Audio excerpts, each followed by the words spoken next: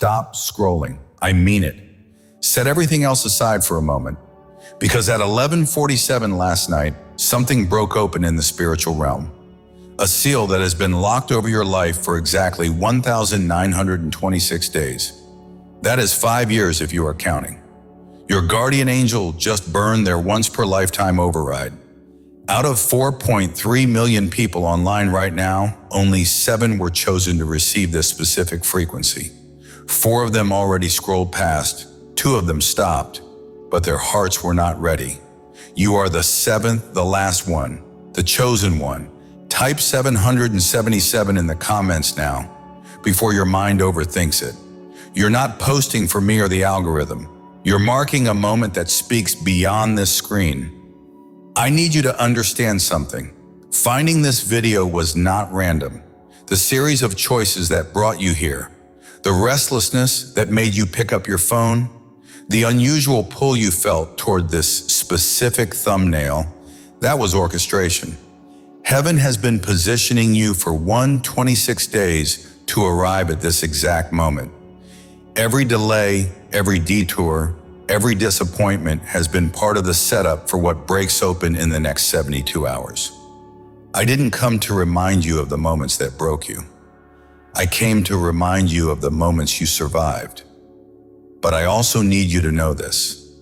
Nothing you went through went unseen. I saw you 6 months ago sitting in your car in that parking lot, hand resting on the keys, trying to gather yourself before stepping into a room where you had to pretend everything was fine. You weren't weak. You were exhausted from carrying a life that demanded more than it ever returned. I saw you 3 weeks ago staring at the ceiling at 2:47 a.m., doing the math again, shifting bills like pieces on a board that never seems to change, wondering which dream has to shrink so the month can fit, wondering when life would finally breathe instead of take.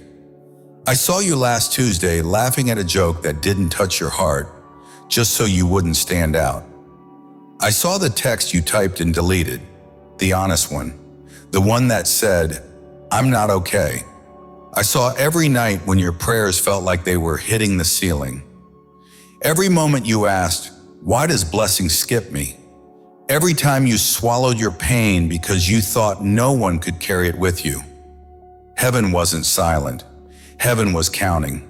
Your tears have numbers. Did you know that? The current total is 47 out of 219. Collected, stored, not one ignored, not one dismissed. You thought you were crying alone at 3 a.m., but you weren't. I was there gathering every tear, preparing what those tears will return to you. But I need you to understand something deeper. You are not the person who survives by shrinking. You are not the person who hides behind, "I'm fine." You are not the one who blends in because standing out hurts. That's the role you learn to play, not the identity you were born with. And now you need to hear this. Why now? Because this is the first moment in your life where you are tired enough to stop running, but awake enough to listen. Because everything you thought was a delay was actually alignment. Because the life ahead of you can't be carried by the strength you used to survive. Because you finally reached the point where going backward is impossible, but going forward feels new in a way that scares you. Because the version of you that has been buried under fear, responsibility, and exhaustion is ready to surface. This moment is not random. It's timed. It's the hinge between who you've been and who you're about to become. What comes next isn't survival. It's restoration. I'm not here to speak to the version of you that hides. I'm here to speak to the person you lost along the way. And this time, nothing will bury them again. Hit the like button right now. This is not about an algorithm. This is your signal flare. When you press that button, you are saying, "I am ready to stop performing and start receiving." You are saying, "I recognize this is not random." You think you've just been trying to get through each day, but there has been more happening behind the scenes than you know. While you were pushing through stress, deadlines, bills, and emotions, There was activity in realms you don't see. Not chaos, not confusion, strategy. Your life has drawn attention for a long time. Not because you're weak, but because you're marked. And because of that mark, there has been a coordinated effort to slow you down. They watched your patterns. They tracked the moments when your confidence dipped. They noticed the exact hour your mind tends to unravel. They learned which memories hit you hardest, which voices in your past could still influence your present, and which disappointments could still shake your faith in your future. Every pressure you felt wasn't random. It was calculated. Every setback that came in clusters wasn't coincidence. It was timing. Every closed door that made no sense had hands behind it. But here's what you don't know. There was a review of your life in the higher courts, not the kind where accusations win by default, the kind where truth is laid bare, and the truth worked in your favor. Something was overturned, not symbolically, not emotionally, literally. Your name came up in a ruling that shifted authority. The access that darkness had been using to frustrate you was revoked. Permissions that were granted years ago through fear, pressure, and exhaustion have now expired. That's why the air around your life feels different. That's why your instincts feel sharper. That's why your old habits suddenly feel too small. Because the opposition lost their foothold, and you didn't lose it for them. Heaven did. A new order was released concerning your life. Reinforcements, not restraints. Protection, not permission slips for chaos. Guidance, not interference. What was blocked is starting to move. What was silenced is starting to speak. What was drained is beginning to refill. You are stepping into a stretch of time where things that felt welded shut will open with less effort than you expect. Not because you are lucky, but because the pressure around you has been lifted by forces that outrank anything that ever tried to stall you. This is the part of your story where momentum returns, strength returns, and clarity returns. Not by accident, by verdict. Right now, as you read these words, something is happening in your body. You might feel tingling in your hands. That is not circulation. That is cellular activation. Your chest might feel warm. That is presence moving through your rib cage. Some of you felt a sudden urge to cry when I mentioned the 47,219 tears. That is recognition. Your spirit recognizing its own testimony before your mind can analyze it. Comment, I see it now. If you are recognizing the pattern, if you are connecting the dots between what I am describing and what you have been experiencing, your comment is not for me. It is your declaration that you are no longer available for the old assignment. My child, tonight I am doing something irreversible in your spirit. Close your eyes for 1 second and feel it. A burning is starting behind your eyes, a holy pressure in your chest, a knowing that will not let you stay comfortable anymore. I am lighting the fuse of discernment inside you, and once it is lit, there is no snuffing it out. From this night forward, you will no longer swallow what is wrapped in pretty packaging. You will taste spirits before people open their mouths. You will smell motive from 20 feet away. You will hear the whisper beneath the shout, the lie beneath the praise, the assignment beneath the smile. I am tearing the veil between the seen and the unseen in your life permanently. Where you once saw faces, you will now see auras.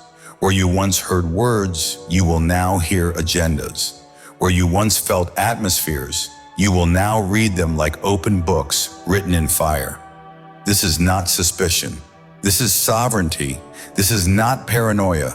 This is priesthood. I am handing you the sword of discernment forged in the fire of my throne room. It is weightless in your hand, yet it cuts between soul and spirit, joint and marrow. Wolves will feel it the moment you walk into a room and will suddenly remember urgent appointments elsewhere. Religious spirits will choke on their own performance when you look them in the eye. Serpents that have hidden in plain sight for years will be exposed by a single glance from the new eyes I am placing in you. You will dream dreams that are not dreams. They are reconnaissance missions. You will wake up knowing names you have never been told, addresses you have never visited, plans that were hatched in darkness. You will speak one sentence and watch entire demonic strategies collapse like houses of cards, because you saw the invisible thread holding them together and cut it with a word. But hear me, this gift is not for accusation, it is for deliverance. You will see the demon and the wound at the same time. You will expose darkness only long enough to flood it with light. You will discern the lie and immediately replace it with truth that heals. I am awakening the dormant parts of your spirit that have been asleep since the womb. The seer anointing that was stolen in childhood is being returned sevenfold. The prophetic edge that was dulled by disappointment is being sharpened on the wheel of my presence until it sings when it moves through the air. You will walk into grocery stores and people will start crying without knowing why. You will scroll past a post and feel fire in your fingertips because my spirit will show you the assignment behind the caption. You will lay hands on strangers and they will confess things they swore they would take to the grave because the spirit of truth in you will make secrets impossible to keep. This awakening is violent because the hour is urgent. I am not raising watchmen who yawn at the wall. I am raising warriors who burn with eyes wide open. No more being deceived by counterfeit peace. No more partnering with familiar spirits disguised as old friends. No more swallowing poison because it was served with a smile. From tonight, when something is off, you will know it before your mind can form the thought. When someone is sent by me, you will feel the witness in your bones before they speak a word. When a trap is set, you will smell it from miles away and walk straight around it laughing. In the next 7 days, your life is going to send you signals, not random moments, not coincidences. Evidence that something has shifted around you. Here's what to watch for. First, someone from your past will reappear. Not the person you expect, someone whose voice you haven't heard in years. Their message will touch a memory you've kept tucked away, something you assumed time had erased. It won't feel planned. It won't feel purposeful to them. But for you, it will land like a marker in the road, something tapping your shoulder saying, you're being guided. Second, your finances will move. Not because you strained or strategized, but because a door is opening on its own. It might show up as a refund, a transfer, a bonus, a gift, or even a bill that suddenly disappears. Don't brush it off. Look at the numbers. Patterns have a way of revealing direction. Make note of it when it arrives. Third, someone in your day-to-day life will say something that goes straight to the parts of you you've never put into words. The comment won't make sense to them, but it will fit your thoughts with uncomfortable precision. This is how clarity often arrives, through people who don't realize they're carrying messages they didn't write. Finally, pay attention to your sleep. Your mind has been busy sorting through old noise, but that's about to change. You're going to have a dream that feels heavier, brighter, or more symbolic than your usual ones. Maybe water, maybe light, maybe crossing from one space into another. Whatever form it takes, write it down the moment you wake up. Your subconscious isn't guessing, it's responding. These moments won't shout, they won't crash into your life. They'll arrive quietly, but with purpose. Pay attention. Something has already started moving in your favor. Let me tell you about people who recognized their moment and acted when everything in their life told them not to. Elias from Phoenix was 3 days from losing everything. His bank account was in the double digits. His electricity bill was taped to the door like a threat. His wife didn't nag him. She just looked at him with eyes that said, I don't know how much more we can take. That look alone broke him more than any overdue notice. He typed 777 with hands that were trembling from hopelessness, not faith. 72 hours later, his cousin, who had cut ties 12 years ago, called out of nowhere. The cousin said, "I don't know why, but your name kept repeating in my mind all morning." He transferred $56,400 on the spot. No explanation, no repayment, just obedience to a push he couldn't ignore. I spoke to Elias yesterday. He's still emotional, still stunned. He keeps saying, "There's no way this happened without heaven getting involved." But not every breakthrough is about finances. Let me tell you about something deeper. Angela from Detroit hadn't spoken to her father in more than 2 decades. 22 years of silence. She replayed their last fight so many times she could recite every word in order. She blamed herself. She carried guilt like a second skin. Every relationship after that one broke because she was still bleeding from a wound no one else could see. When I told her to type 777, she hesitated. She thought restoration was a blessing reserved for other people. 66 hours later, her phone rang. A number she didn't recognize. Her father's voice on the other end, shaking, crying, saying, "I don't know what made me call today. I just felt like I had to." 3 days later, they met for lunch. He brought her 2 grandchildren she never knew existed. She sent me a picture last week of her holding both kids.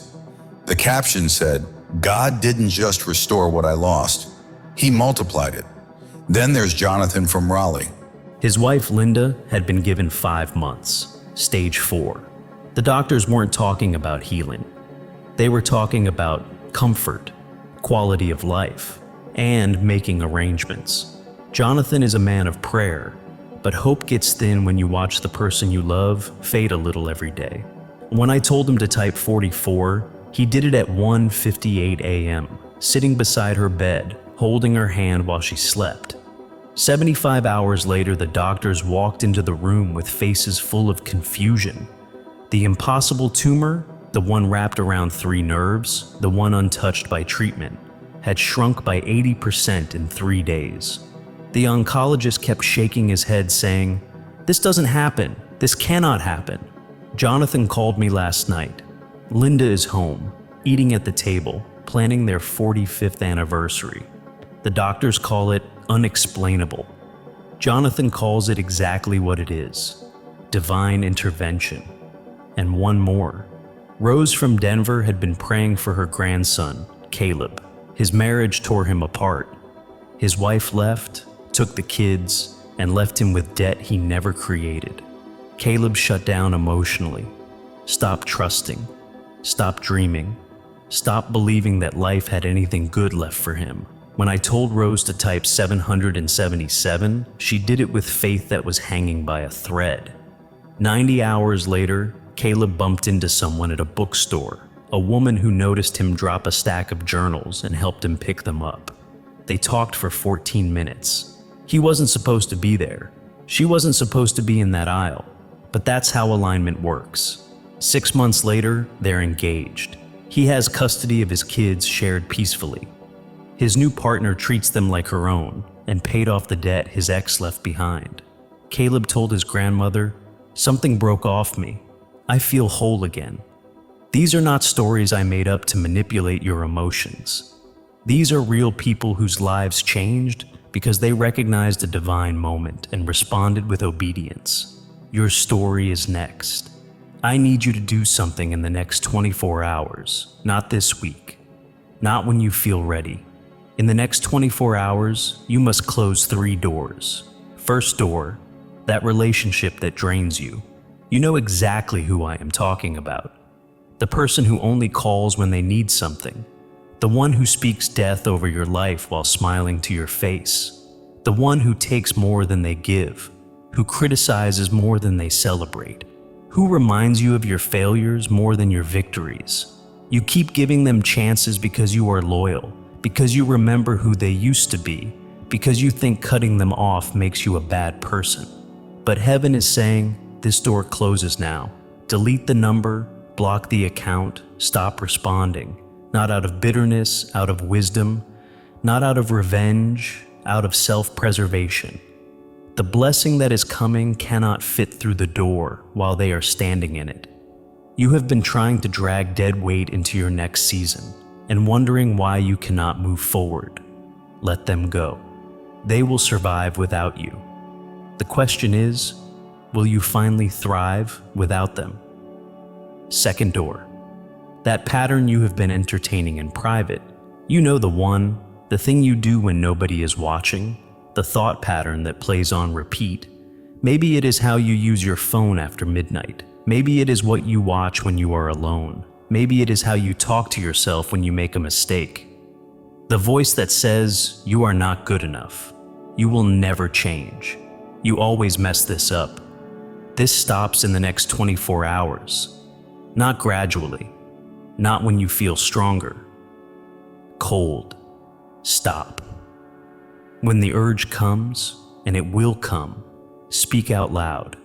Say, that door is closed. That version of me is dead. I am walking through a different door now. Your enemy wants you to believe that pattern is who you are. It is not who you are. It is just a habit you picked up in a season you are leaving. Third door. That fear that has been whispering limitations. The fear that says, be realistic when God is saying be radical. The fear that says, play it safe when heaven is saying, trust me and jump. The fear that says, you are too old, too broke, too broken, too late. In the next 24 hours, do one thing that scares you. Send that email you have been drafting for 6 months. Make that phone call you have been avoiding. Submit that application. Have that conversation. Fear is not your counselor. Fear is a squatter that needs eviction papers. Share this video with exactly 3 people in the next 24 hours. Not 5, not 10, 3. Heaven will highlight who they are. When you think of their name and feel that yes in your spirit, that is your confirmation. Send it with no explanation. Just send it. Do not edit the message to make it less intense. Do not apologize for the length. Trust that if their name came to your mind, they need to see this as much as you did. Subscribe to this channel and turn on all notifications. More is coming. More revelation, more breakthrough, more testimonies. When you subscribe, you are saying, yes, I want to stay connected to this frequency. You are saying, I am not treating this like entertainment. I am treating this like assignment. Let me warn you about what is going to happen in the next 48 hours. The moment you typed 777, the moment you clicked like, the moment you decided to close those 3 doors, something shifted in realms you cannot see, and your enemy noticed. Here is what they will do. An argument will erupt out of nowhere. Someone will suddenly have a problem with you about something petty, something that was never an issue before. You will receive news designed to make you think, see, nothing changed. This was all hype. Your phone will buzz with a message from the exact person you were supposed to cut off, perfectly crafted to make you feel guilty. Your mind will whisper, you are being foolish. You are being extreme. You are taking this too seriously. Just go back to normal. Old friends will say you have changed, and not as a compliment. People who were comfortable with the old you will be threatened by the new you. That voice in your head is not wisdom. That voice is not reason. That voice is panic from forces that just lost their legal claim on your destiny. This is the test. This is where most people fold. They get to the edge of breakthrough and then sabotage themselves by going back to what is familiar. You have come too far to turn back now. You have survived too much to quit 3 days before victory. You have cried too many tears at 3 a.m. to settle for the same life you have been tolerating. When the counterattack comes, and I promise you it will come, speak this out loud. I see you. I recognize this for what it is, and I am not going back. The old contract is void. The old agreements are terminated. I belong to a different kingdom now. My future does not look like my past. Now receive these words into your spirit. May your money stop trickling and start moving like a current that refuses to run dry. May your body cooperate with healing instead of fear. May tired cells remember their assignment. May every part of you that has been dragging itself through the week find strength that feels borrowed from a higher place. May the people who drain you release their grip without a fight. May the right people appear without you forcing anything. May the thoughts that keep you awake at night lose their authority, and peace becomes something you settle into without effort. May your family walk into chapters you did not know were possible. May old patterns snap. May blessings that should have started generations ago start with you. May your purpose stop whispering from the sidelines and become impossible to ignore. May the opportunities you chased for years start finding you in the most ordinary places. May what you lost come back upgraded. May seasons that felt wasted turn into proof that nothing was actually wasted. May you step into a room and the atmosphere respond. May the connections meant to stay become stronger than pressure, and the connections meant to leave become so obvious that you stop second-guessing yourself. Let me show you something. Two paths are sitting in front of you, right now, even as you read this. Path 1. You close this and convince yourself it felt nice for the moment. You go back to your day. Weeks pass, months pass. Nothing changes because nothing was acted on. Life stays familiar, predictable, heavy. You keep waiting for something to break open without ever touching the door. Path 2. You treat this as more than a message. You treat it as a moment with weight. You follow the instructions. You take the step that feels uncomfortable. You say the words out loud. You choose alignment on purpose. And then things begin to move. Fast. Someone reaches out. An opportunity you dismissed appears again. Clarity hits you in the middle of doing something ordinary. You start telling someone, "I don't know how to explain it, but everything shifted this week." Type, "I choose breakthrough," so your decision is not private. Make your choice visible. Make it real. Let your future self be able to point back to this moment. Time is already moving. The signals are already in motion. The conversations, the openings, the unexpected resources, the things that seemed delayed are lining up behind the scenes. You did not land here by scrolling. You landed here because something in you has been asking for a turning point.